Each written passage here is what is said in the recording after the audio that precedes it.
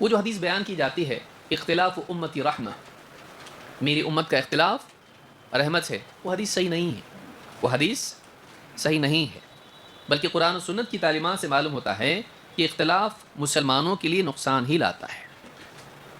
وَلَا يَزَالُونَ مُخْتَلِفِينَ إِلَّا مَن رَحِمَ رَبُّكَ، اللہ نے کہا یہ اختلاف کرتے رہیں گے سوائے ان کے جن پر تیرے رب کی رحمت ہو۔ تو اللہ نے یہ رحمت اختلاف والوں کے لیے بتائی ہے یا اختلاف نہیں کرنے والوں کے لیے؟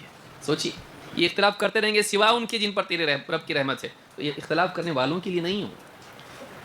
تو یہ حدیث بالکل ایک تو سند کے اعتبار سے صحیح نہیں ہے، دوسری یہ کہ آیت بھی اس کے سیاق سے دیکھا جائے تو یہ حدیث اس کے بالکل برخلاف ہے۔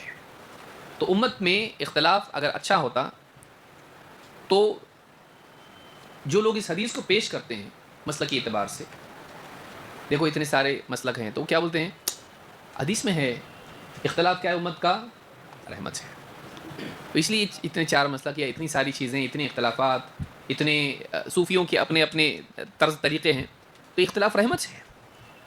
تو ان سے اگر کہا جائے کہ بھائی ٹھیک ہے 4 رحمت ہے تو 5 تو زیادہ ہوگی نا، ہم لوگ بھی 5ویں ہیں، تو کیا وہ اجازت دیتے؟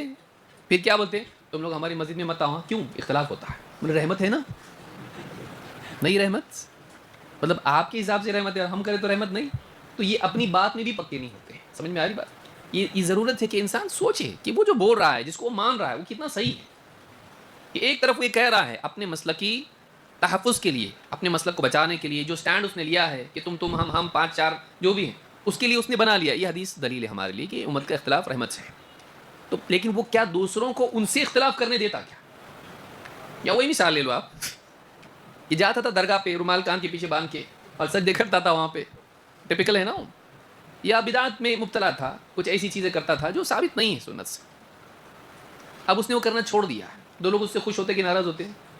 کرنے والے ناراض ہوتے اس سے۔ اب وہ آ کے کہہ کے دیکھو وہ حدیث جو آپ نے بتایا تھے نا مولوی صاحب کہ امت کا اختلاف رحمت ہے، تو آپ ایسا کرو میں نہیں کرتا، یہ کیا ہو گیا؟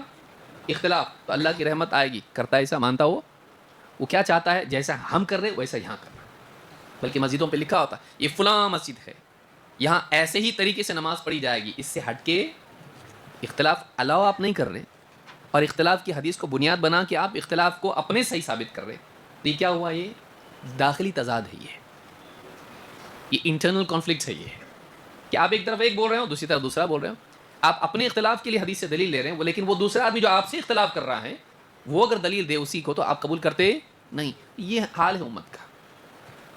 تو اختلاف فی نفسی ہی اچھا نہیں ہے۔